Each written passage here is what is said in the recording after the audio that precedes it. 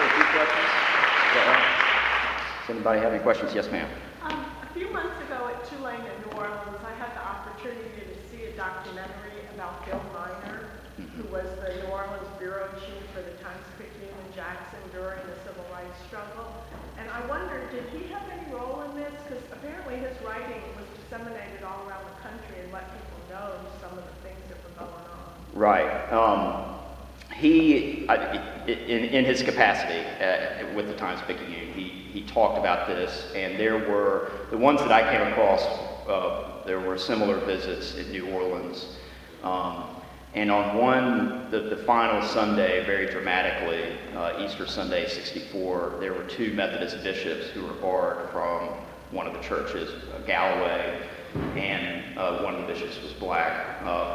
And he had a very powerful column about that, or article about that. But yes, so he was one of the voices. There was Hazel Brannon Smith, who was the editor of the North Side Reporter, was the other, you could say, inside South voice that reported a lot about this. Have you seen the documentary? I have not. Yeah. Okay. Thank you. Yes. Did you by any chance interview Ray Letterman and share? I did not. One thing I did, I wrote letters to all sorts of folks. I didn't want to call them out of the blue, and I didn't hear back.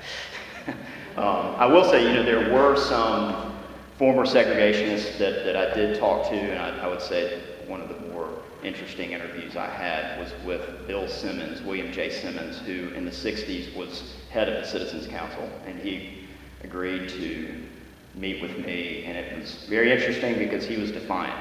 His mind had not changed, and it was sort of surreal, as you can imagine. Yeah. What attracted you to the material mission? Beyond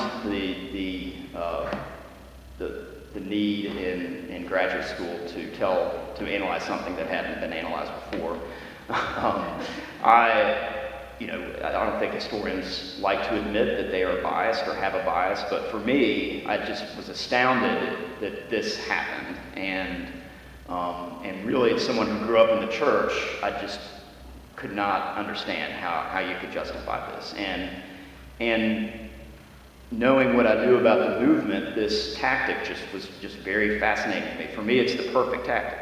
This could have, this is kind of a sort of lost opportunity.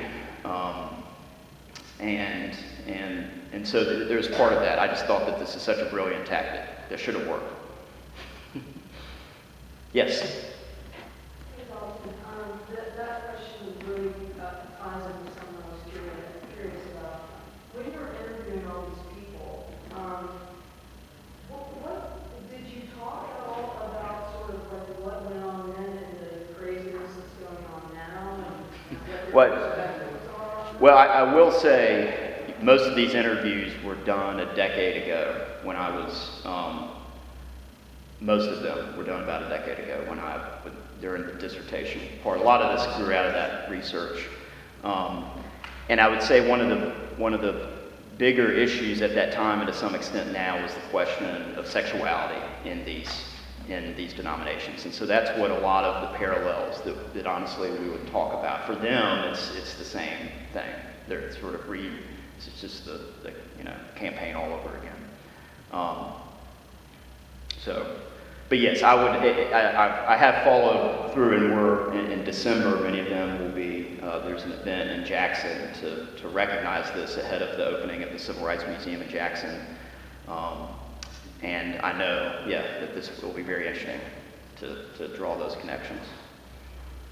Yes. You mentioned that Ryder was shot in his driveway. Was that made for reference? Yes. Yeah. And that's what's interesting to me is this was one of the last things he did, was to drive students to First Baptist on Sunday, and it was on Tuesday that he was murdered. Yes. Dalton, what are some of the parallels people were making about gender that he talks about in his book and how he Well, over the question of same-sex marriage and this is mostly in the Methodist Church. Most of the arrests were in front of Methodist churches and Methodist ministers coming from out of state to join with these students, and for them, it's this was part of their theology. They had a particular understanding of the gospel that God died, Christ died for all people, and that all people are welcome in the house of God, whether you were gay or black. And I think it was as basic as that for them. That answers your question. Yeah. Yes. There's been all this, the last year or so, a lot of criticism of the media being inherently biased. There seems to me to be a tendency for a lot of people to simply reject anything that seems to contradict or at least maybe conclusions they've already come to come under question. So they simply label those kinds of reports as fake news. But you just said that the role of the historian is as a truth teller, which kind of fits with what journalists try to do. So what would you do with a person who simply doesn't want to know what you found out in your research? How would you try to explain to them Yeah. how, I think it's partly because they don't understand how research is done. So what do you do? Yeah. And I will say, I was, when I began researching, there were some churches that denied that this ever took place. And so I worked very hard to find multiple sources and to be very careful and tedious with documenting this. This is a very, very long set of footnotes and notes in the back of this. And that's the main reason. And so that's really my only way to answer that is that it's well documented. But beyond that, yeah. That will work for somebody, you can actually get somebody to read your book. but there's that Right. first step. I mean, for somebody who doesn't want to hear what you have to say, what do you do? How do you convince people that there is an objective approach to coming up with information? Do y'all have any idea? Yeah, that is $1 million. Yeah, I'm sorry. Yeah. Yeah. Yes, sir. You said 40 people were arrested? Yes. Trials or trials? So, okay, right. So, there was a $500 bail set for each charge. So most of them were confronted with $1,000 bond money. They spent most of them the night in jail. And one of the things that would happen is the national church, there were enough good people in the United Methodist Church in positions of leadership who were, of course, horrified that people were getting arrested in their churches. And so they paid the bond money. They set up a fund. So it's this weird situation where you go to jail and get bailed out by that denomination. So they were arrested and had to come back for hearings, and these folks joined the cases together with several pretty high-profile lawyers. William Kunstler, who was an interesting man, but was Dr. King's attorney and defended a lot of civil rights activists who found themselves incarcerated. And he defended them, and the case essentially stalled. And eventually, make a long story short, by 1966, all the charges were dropped if they promised not to countersue.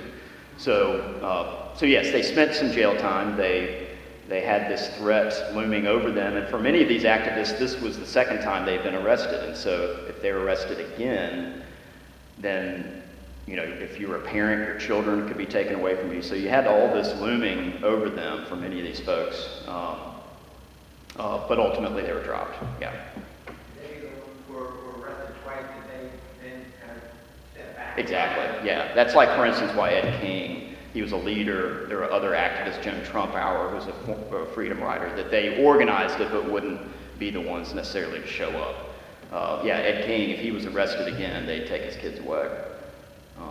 Yeah. There's a beautiful documentary called Tower about the shootings at UT Austin. And one of the things that really struck me when it came out a couple of years ago was that the people who were interviewed in the documentary had never been interviewed before. I mean, decades had passed. And I wondered if you found that you were discovering stories for the first time that really hadn't been shared with academics or researchers. I did.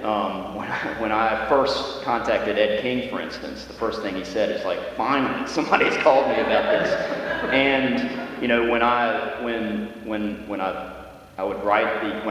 locate someone, I would write them a letter and they would email me back and we'd set up a time to talk over the phone, most of these, because they were all over the place and I didn't have funding to go out to California to interview.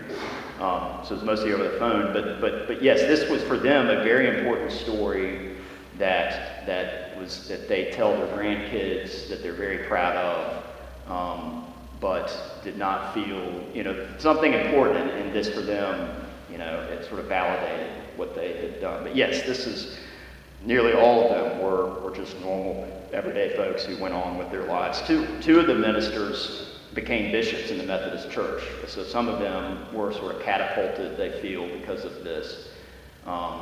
And inside the Methodist Church, this is a familiar event that hadn't really been documented. So yes, I do think that. Yeah. Well, thank you all. Thank you very much.